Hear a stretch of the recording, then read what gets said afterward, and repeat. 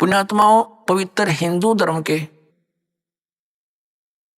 जो सदग्रंथ हैं, पवित्र चारों वेद और पवित्र श्रीमद् भगवत गीता और पांचवा वेद जो परमात्मा कबीर जी की वाणी जो उनके मुख कमल से बोला गया, उसमें कंप्लीट ज्ञान है, सभी सदग्रंथों का सारांश है। वो तो इनके हाथ नहीं लगा, क्योंकि उन्होंने इन संस्कृत के ज्ञाताओं ने वो तो रिजेक्ट कर रखा था। कबीर साहब की वाणी तो एक अशिक्षित की वाणी है, इस करके वो हमारे पास, हमारे तक नहीं आने दिया। तो इनमें जो पुराण है, ये पुराण क्या चीज है? गीता और वेद, ये चारों वेद, उन चारों वेदों का सारा श्रीमद् भगवत गीता। लेकिन श्रीमद् भगवत गीता में कुछ अटकल युद्ध कराने के लिए इस काल भगवान ने लगाई है, वो अलग से दिखाई देती है। और जो वेदों से मेल खाता वो गीता जी का ज्ञान खरा है, बिल्कुल सत्य है। तो हमने, क्योंकि वो वेद ज्ञान गॉड गिवन है, परमात्मा का दिया हुआ है, तो हमने परमात्मा के आदेश का पालन करना है। और पुराण क्या है? ये ब्रह्मा जी द्वारा दिया गया ज्ञान, ब्रह्मा जी से सुना, फिर कुछ अन्य ऋषियों ने किसी और से सुना हुआ ज्ञान, वो सब खिचड़ी बना के पुराण बना दी। अब वेदों में इन श्राद्ध आदि कर्म कांड का निषेध है, और गीता जी में निषेध 9वें अध्याय के 25वें श्लोक में स्पष्ट किया है, भूत पूजने वाले भूत बनेंगे। ये देखिएगा, श्रीमद् भगवत गीता, गीता प्रेस गोरखपुर से प्रकाशित है, जयदयाल गोविंद का इसके अनुवादक है। ये है अध्याय नंबर 9, श्रीमद् भगवत गीता, श्लोक नंबर 25। देवताओं को पूजने वाले देवताओं को प्राप्त होंगे, पितरों को पूजने वाले पितरों को प्राप्त होते हैं, और भूतों को पूजने वाले भूतों को प्राप्त होते हैं, और मेरा पूजन करने वाले मुझको ही प्राप्त होते हैं। अब ये श्राद्ध कितना आगे फिर अब आपको दिखाते हैं झलक पुराणों में क्या लिखा है। एक मार्कंडेय पुराण है, एक रुचि नाम के ब्राह्मण थे, ऋषि, और उसने वेदों को समझा पढ़ा। ये ज्ञानी आत्मा थे कि मनुष्य जीवन केवल मोक्ष प्राप्ति के लिए प्राप्त होता है। इसलिए उसने ना तो विवाह कराया, ब्रह्मचारी पद पर रहते हुए 40 वर्ष की उम्र हो गई थी, और अपना जंगल में, वन में रहता था, कोई मकान झोंपड़ी भी नहीं डाल रखी थी, ये सोच करके मोक्ष प्राप्ति करानी है, और ना क्या संग्रह करना है, 2 दिन का जीवन है। अब वो वेदों अनुसार साधना कर रहा था, रुचि ऋषि, और उसके जो पिताजी, दादाजी, परदादाजी, चौथा दादाजी, वो मर चुके थे, वह भूत बन रहे थे, और वह भी ऋषि थे, ब्राह्मण थे, उनने भी ये कर्म कांड करे और करवाए थे, तो भूत बनेंगे वह। तो वो चारों दिखाई दिए और कहा, बेटा तूने विवाह क्यों नहीं करवाया? विवाह करवा के तुम हमारा श्राद्ध करता है और हमारी गति हो जाती। अब रुचि कहने लगा कि पितामहो, वेद में तो ये मना कर रखा है, ये श्राद्ध श्रुद्ध निकालना, ये कर्म कांड करना, ये तो मूर्खों का मार्ग है। और वो पितर भी कहते हैं, बेटा है तो ऐसा ही, इसमें कोई संदेह नहीं, मिथ्या नहीं है, सच्चाई है। लेकिन हमारा क्या होगा? एक तुम बाढ़ में जाओ, थारा क्या होगा? आप मरे, अरे पुत्र ने और मरवाने के लिए तैयार करे। या देखो मार्कंडेय पुराण, ये गीता प्रेस गोरखपुर से प्रकाशित है।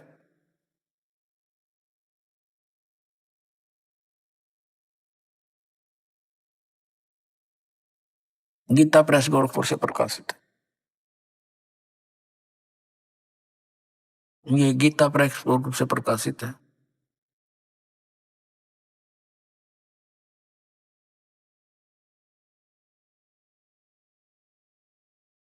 ये 242 पृष्ठ पे संक्षिप्त मार्कंडेय पुराण, रोच्य मुनि की उत्पत्ति कथा। मार्कंडेय जी कहते हैं कि ब्राह्मण, पूर्व काल की बात है, प्रजापति रुचि ममता और अहंकार से रहित इस पृथ्वी पर विचरते थे। उन्हें किसी से भय नहीं था, वे बहुत कम सोते थे। उन्होंने न तो अग्नि की स्थापना की थी, न अपने लिए घर ही बना रखा था। वे एक बार भोजन करते और बिना आश्रम के ही रहते थे। उन्हें सब प्रकार की आसक्तियों से रहित एवं मुनिवर्ती में देख उनके पितरों ने उनसे कहा, ये देखिए, ये चारों आगे भूत बन रहे, ये देखो।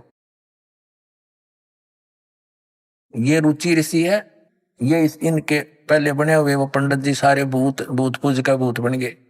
अब ये दिख गए इसने सारे इकट्ठे। पितर बोले, बेटा विवाह स्वर्ग और अपवर्ग का हेतु होने के कारण एक पुण्यमय कार्य है। ये तो इन पितरों के वचन हैं, ये तो पितरों के वचन है जो अपनी सलाह दे रहे हैं। अब देखना, उसे तुमने क्यों नहीं किया? ग्रस्त पुरुष समस्त देवताओं, पितरों, ऋषियों और अतिथियों की पूजा करके पुण्यमय लोकों को प्राप्त करता है। वह सभा के उच्चारण से देवताओं को, शब्द से पितरों को तथा अन्नदान, बलि, वैष्णदेव आदि से भूत आदि प्राणियों एवं अतिथियों को उनका भाग समर्पित करता है। बेटा, हम ऐसा मानते हैं कि गृहस्थ आश्रम को स्वीकार न करने पर तुम्हें इस जीवन में क्लेश पर क्लेश उठाना पड़ेगा तथा मृत्यु के बाद और दूसरे जन्म में भी क्लेश ही भोगना पड़ेगा। रुचि ने कहा, पितरगण, परिग्रह मात्र ही अत्यंत दुख एवं पाप का कारण होता है तथा उससे मनुष्य की अधोगति होती है। यही सोचकर मैंने पहले से स्त्री संग्रह नहीं किया। अब यहां देखो, पितर बोले, बेटा जितेंद्रिय होकर आत्मा का प्रक्षालन करना उचित है, किंतु तुम जिस मार्ग पर चल रहे हो वह मोक्ष मार्ग है। बता, इसने तो घटिया मान रहे मोक्ष मार्ग ने, कि तुम जो कर्म कर रहे हो जिस मार्ग पर चले तो मोक्ष मार्ग है। अरे हम बतावांगे पितृवर्ण का मार्ग। देखिए, रुचि ने पूछा, पितामहो, वेद में कर्म मार्ग को अविद्या कहा गया है। जो तुम सलाह दे रहे हो वो कर्म कांड, श्राद्ध श्रोध निकालना, पितृ पूजना, वो तो मूर्खों की अविद्या का है, मूर्खों का सलाह कही है। फिर क्यों आप लोग मुझे उस मार्ग में लगाते हैं? पितर भी कहते हैं। पितर बोले, यह सत्य है कि कर्म को अविद्या ही कहा गया है, इसमें तनिक भी मिथ्या नहीं। फिर थोड़ा सिर बच गया, फिर क्या रह गया? बता भाई, ये हमारे पुराणों में लिखा है। अब इस बात को पितर भी मानते हैं कि जो तो आप जो साधना करे तो मोक्ष मार्ग है, और आप फिर उसको सलाह दे रहे हैं भूत पूज, श्राद्ध निकाल, ब्याह करवा, और यो नरक मार्ग है। और आप भी मानते हैं कि आप जो मार्ग अपना रहे हो तो मोक्ष मार्ग है। और रुचि कहता है वेद के अंदर तो इसको अविद्या मूर्खों की साधना बताइए, तो पितर भूत पूजना, श्राद्ध निकालना, और पितर स्वीकार भी कर रहे हैं, कहा ऐसा ही है, इसमें कोई मिथ्या नहीं। फिर ये बकवाद कट रखी, अगर मुगरुम ऐसा कर लो, पितर ऐसा कर देते हैं, पितर पुत्र दे देते हैं, टट्टू दे देते हैं, आप भूखे मरे। बताओ, मूर्ख बना रखा।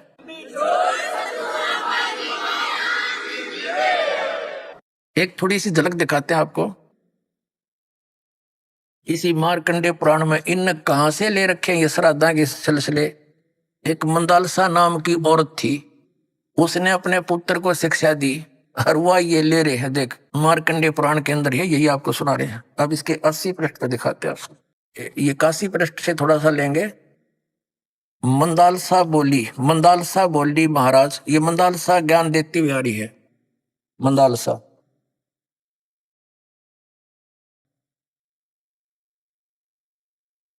ये 82 पृष्ठ पे संक्षिप्त मार्कंडे पुराण, यहां देखिए। अब ये क्या सलाह दे रही है कि जो पितर देवलोक में है और जो त्रिक योनियों में ये पशु पक्षी बने हुए हैं, और जो मनुष्य योनियों में एवं भूत वर्ग में स्थित हैं, भूत बन रहे हैं, और वे पुण्यात्मा हो या पापात्मा, जब भूख प्यास से विकल होते हैं तो वे अपने कर्मों में लगा हुआ मनुष्य पिंड दान तथा जल दान के द्वारा उन्हें तृप्त करता है। इसी तरह वह देवताओं और अतिथियों को भी संतुष्ट करता है, रखता है। देवता, मनुष्य, पितर, भूत, प्रेत, गुहक, पक्षी, कृमि और कीट आदि भी मनुष्यों से ही जीविका चलाते हैं। अब ये क्या बता रही है कि चाहे तो वो जो पितर देवलोक में है, जो त्रिक योनिया में पड़े हैं, और जो मनुष्य योनियों में यानी भूत आदि पितर पैतर बन रहे हैं, वे पुण्यात्मा हो या पापात्मा, सब भूखे प्यासे मरते रहते हैं। तो वो टट्टू देवलोक में हुए, भूखे मरते प्यासे मरे। अब क्या बताते हैं आगे, ये देखिएगा, यहां क्या बताया है 92वें पृष्ठ पर, संक्षिप्त मार्कंडेय पुराण 92 पृष्ठ पे। इनमें से जो नरक में निवास करते हैं, जो पशु पक्षी की योनियों में पड़े हैं तथा जो भूत प्रेत आदि के रूप में सतीत हैं, उन सब को विधि पूर्वक श्राद्ध करने वाला यजमान तृप्त करता है। कैसे करता, सुनो। मनुष्य पृथ्वी पर जो अन्न बिखेरते हैं उनसे पिशाच योनि में पड़े पितरों की तृप्ति होती है, जो जमीन पर दाने डाल देते हैं। बेटा, स्नान के वस्त्र से जो जल पृथ्वी पर टपकता है उससे वृक्ष योनि में पड़े हुए पितर तृप्त होते हैं। जो रूख वृक्ष बन गए उन का नहा का जो वस्त्र ने छोड़ दिए ना, वो वृक्ष योनि में पड़े हुए तृप्त हो जाएंगे। अरे भले आदमी हो। अब ये एक बार क्या था, परमात्मा कबीर जी काशी में गंगा घाट पर चले गए।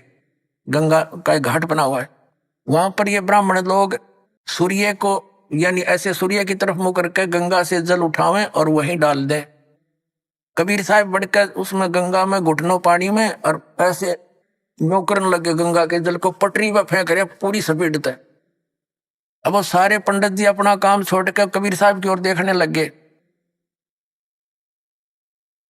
कहने लगे, वो कबीर ये क्या कर रहा तू? कबीर जी बोले, आप क्या कर रहे हो? मैंने ना पूछा, तुम क्यों पूछ रहे हो मेरे से?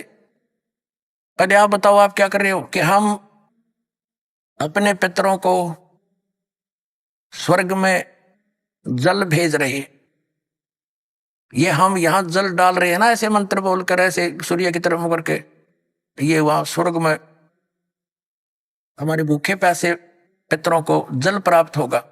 परमात्मा बोला, मैंने एक बगीची लगा रखी अपनी झोपड़ी के आगे और मैं उस बगीची को सींच रहा हूं, फिर मंड के करड़े होकर। तो वो कहने लगे, रे भोले आदमी, इतनी दूर कैसे जाएगा जल? ये तो यहीं पड़ा है। वो तेरी झोपड़ी के आगे बगीची जो छोटी सी लगा रखी, वो कैसे सिंचाई होगी इससे?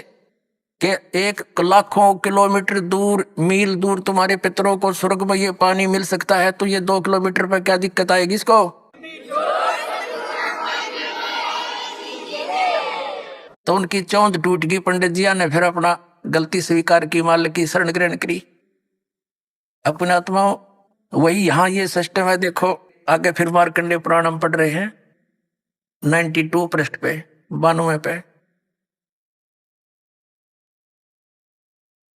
उससे वृक्ष योनि में पड़े हुए पितर तृप्त होते हैं। अच्छा, वृक्ष तो है इतना बड़ा और पानी निचोड़ा कपड़े का उड़ा गंगा के किनारे, बताओ वृक्ष कैसे तृप्त होगा? उसमें तो बाल्टी भर गिरनी पड़ेगी।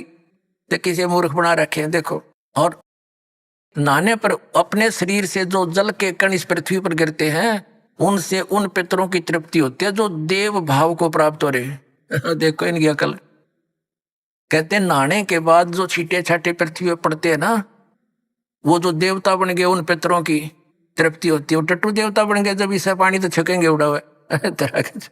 अकल बना मार रखी मारी। देखो देखो, नहाने पर अपने शरीर से जल के कण इस पृथ्वी पर गिरते हैं ना, उनसे उन पितरों की तृप्ति होती है जो देव भाव को प्राप्त हुए हैं, जो देवता बन रहे हैं।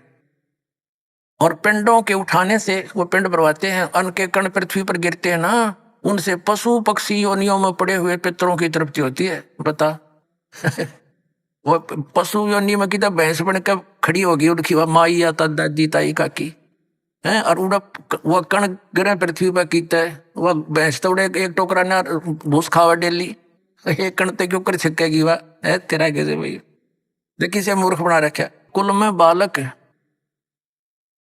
श्राद्ध कर्म योग्य होकर संस्कार से वंचित रह गए, यानी बचपन में मर गए, श्राद्ध करे नहीं, तो वे बिखरे हुए अन्न और समार्जन के जल को ग्रहण करते हैं। ब्राह्मण लोग भोजन करने के बाद हाथ मुंह धोते हैं और चरणों का प्रक्षालन करते हैं, तो उस जल से भी अनन्य पितरों की तृप्ति होती है। बेटा, उत्तम विधि से श्राद्ध करने वाले पुरुषों के अन्य पितर यदि दूसरी योनियों में चले गए हों तो भी श्राद्ध से उन्हें बड़ी तृप्ति होती है। अनन्य उपार्जित धन से जो श्राद्ध किया जाता है उससे चंडाल आदि योनि में पड़े पितर तृप्त होते हैं। अब जो भूत प्रेत पितर कितने वृक्ष बन गए, कोई भैंस बना खड़ा है, कितने कोई काटड़ा बन रहा है, इन्हों का वो भी तृप्त होंगे। वो थोड़े छक्के 2-2 दड़ी खाओ एक जब पेट भरे। एक बार आदरणीय गरीबदास साहिब जी गांव छुडानी में हुए, जिनको परमात्मा मिले थे, और सचखंड ले जाकर वापस छोड़ा था उन्होंने, फिर ये ज्ञान दिया। एक उनका शिष्य था किसान, और वो गरीबदास साहिब जी के पास बहुत समय बैठता था, प्रतिदिन सत्संग सुनता था, दिन में विचार सुनते रहते थे, बैठ जाते थे। तो वो एक दिन नहीं आया। गरीबदास जी ने पूछा, भाई कल क्यों नहीं आया? अगले दिन जब वो पहुंचा, उसने बताया कि महाराज जी कल मेरी माँ का श्राद्ध था, और हमारे गुरुजी वो पंडित जी आए थे, उन्होंने श्राद्ध श्रुत निकाला, उसमें सारा दिन बिजी रहा मैं। कहा अच्छा भाई। फिर कहने लगा जी कल भी नहीं आन पाऊंगा मैं। गरीबदास जी ने पूछा कल क्या बात है? कि कल मेरे पिताजी का श्राद्ध है। कहा अच्छा। परमात्मा पहले भी बहुत समझाते थे गरीबदास साहब जी, लेकिन हमारी बुद्धि इतना काम नहीं करती, हम संसार के व्यवहार को घड़ा में तो देते हैं। तो गरीबदास जी ने कहा भी एक काम करना बेटा, जब तेरे पिता का श्राद्ध निकाल ले तुम्हारे वो ब्राह्मण जी, उसके बाद 2 व्यक्तियों का खाना ले आना यहाँ पर। अब उस व्यक्ति ने सोचा गुरुजी अपने लिए मंगाते होंगे। जब उनके गुरुजी ने सारा काम कर लिया, तैयारी उसने सब लगा दिया, भोग भाग कौवे कौवे छका दिए, तो बाद में बचे हुए 2 मनुष्यों का खाना लेकर के वो गरीबदास जी के मकान में आ गया। गरीबदास जी भी गृहस्थी थे, बाल बच्चेदार थे, किसान थे, लेकिन परमात्मा से परिचित हो चुके थे, तत्व ज्ञान से परिचित थे। उनका खेत था, उस भगत का ही खेत था, उसमें एक जोड़ी थी, छोटा सा तालाब जिसको लेट बोले। और उस लड़के को, जब वो लड़का वो व्यक्ति लेकर आ गया 2 मनुष्यों का भोजन, गरीबदास जी कहने लगे आजा मेरे पीछे पीछे। अब उस व्यक्ति ने सोचा खेतों में कोई साधु संत आए होंगे, इनसे मिलने आते रहते हैं। वहां जाकर उस लेट से, उस जोहड़ से 1 किलोमीटर दूर, उस खेतों में जो तालाब होते थे छोटे छोटे, पशुओं के पानी के लिए उसमें स्टोर कर लेते थे जल, तो उनके चारों तरफ झुंड खड़े हो जाते थे, झाड़ बोझड़े, कांटेदार झाड़ियों के गुच्छे से बन जाते थे। उससे 100-200 फुट दूरी पर बैठ के गरीबदास जी भी वो लड़का व्यक्ति बैठा लिया, और वहां कहा, आवाज लगाई उसकी माता और पिता का नाम लेकर, और उनसे कहा कि आ जाओ तुम्हारा पुत्र भोजन ले आए। उसमें से एक गीदड़ और गीदड़ी निकल कर आए और वहां आकर खड़े हो गए, और लीला थी गरीबदास साहिब जी की, और कहा बेटा ये तेरी माँ, यो तेरा बाबू, ये तेरा पिताजी, इन्हें खिला भोजन। उधर दिया खोल कर उसने। अब वो छक गए दोनों, 1 मिनट खा गए फटाफट और खा कर भाग गए। अब गरीबदास जी बोले कि तुम्हारे गुरुजी क्या कह रहे थे कि 1 दिन के भोजन खिलाने से और 1 वर्ष तक तुम्हारे पिताजी पितर जो जिस भी योनि में है वो तृप्त रहेंगे। अखा जी ऐसे कह रहे थे, ये दोनों भूखे मरे थे, देखा गए सारे ने, और भोगते भी ला के आए हो तुम्हें। अखा जी उस दिन पीछे कान पकड़ लिया कि जी बाढ़ में जाओ, या ये तो बकवाद है सारी। तो छोड़ दी सारी वो लोकवेद और दंत कथा, मनमाना आचरण उस प्यारी आत्मा ने। तो पुण्यात्माओं, परमात्मा कहा करते थे कि तुम 1 दिन तो आहार करा देते हो, मान लीजिए तुम्हारी बात बड़ी करें, और तुम्हारे पिताजी या माताजी जब जीवित थे दिन में 2-2 बार तो पक्का रोटी खाते थे। अरे तुम कहो 1 दिन के खाने से 364 दिन कोई जरूरत नहीं, ये कोई संभव बात है तुम्हारी?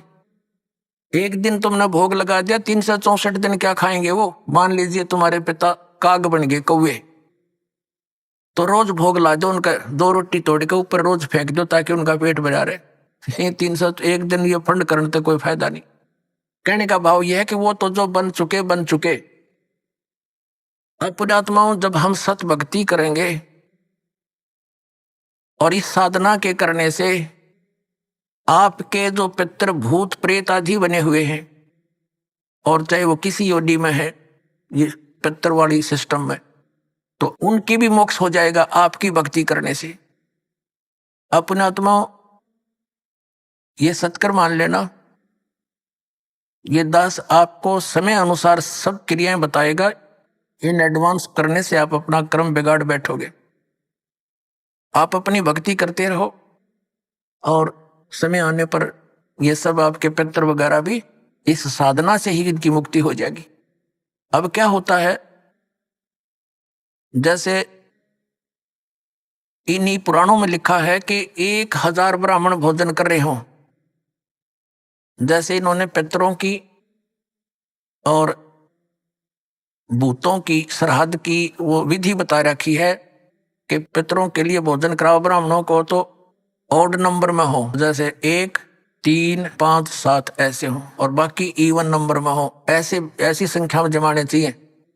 और विष्णु पुराण में लिखा है कि 1000 ब्राह्मण जिमते हो, भोजन कर रहे हो, और उनके सामने एक योगी, योगी माने भगत, सच्चा भगत, सत्साधक, सत साधना करने वाला, परम अक्षर परमात्मा का जो साधक है वो वास्तव में भगत योगी होता है। योगी का अर्थ ये नहीं ये पेट का पानी हला के दिखा दे और आसन उसन कर रहा हो ना, ये योगी नहीं, ये तो एक प्राकृतिक चिकित्सक कह सकते हैं, वो योगी है। योगी का अर्थ होता है भक्त, परमात्मा से मिलने की जो कोशिश कर रहा है वो योगी है, भक्त यानी सच्चा साधक। ये देखिएगा श्री विष्णु पुराण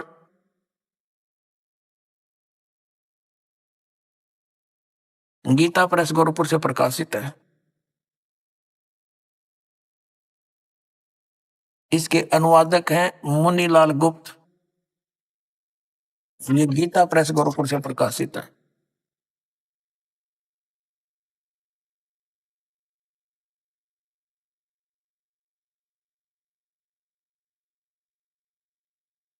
ये है अध्याय 16 और तृतीय अंश और पृष्ठ नंबर 213 पर।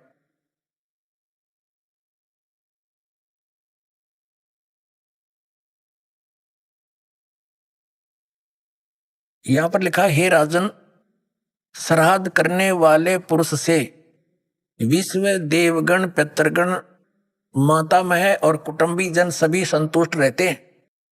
हे भूपाल, पितरगण का आधार चंद्रमा है और चंद्रमा का आधार योग है, भक्ति, और इसलिए श्राद्ध में योगी जन को नियुक्त करना अति उत्तम है, यानी सत साधक को।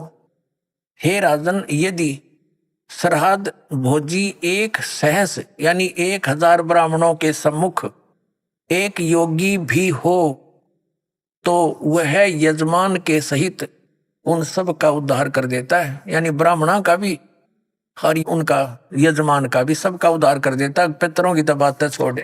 अब पुण्यात्माओं, यहाँ पर आप सब योगी हैं और जो भक्त आपके यहाँ दान करता है वो आपको जमा रहा है, तो आपके पितरों का तो वही उद्धार हो जाएगा। ये सत्कर मान लियो।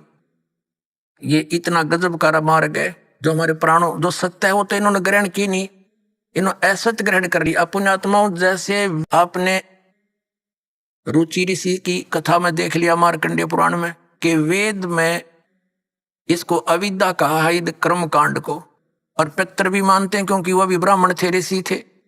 अरे वो नो के हमारी दुर्गति हो जाएगी, जय दूसरा आदमी निकालेगा। अब जैसे एक श्रद्धालु कहता है कि जैसे हमारे पिताजी दिखाई दे जा और वो कहें बेटा श्राद्ध निकाल दे, तो हम क्यों नहीं निकालेंगे, निकालना तो पड़ेगा। कोई बात है यार? अपनात्माओं, उसका तरीका है।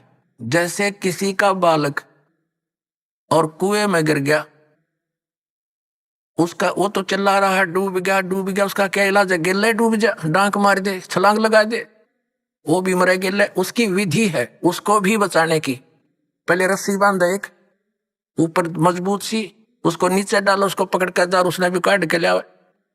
तो ये पितर दिखाई दे जा ऐसे कोई है तो उसका गेल नहीं डूबे, उस श्राद्ध न नहीं करे, वो तो कुएं में छलांग लगाने वाली बात होगी, गिल्ले मर गया। उसके लिए ये रस्सा है जो दास आपको देगा। ये सत भक्ति करो, इस तरह ये दान धर्म करो, और उन पितरा का भी सब कहेगा उद्धार अपने आप होता चलेगा। ये आपने पढ़ भी लिया।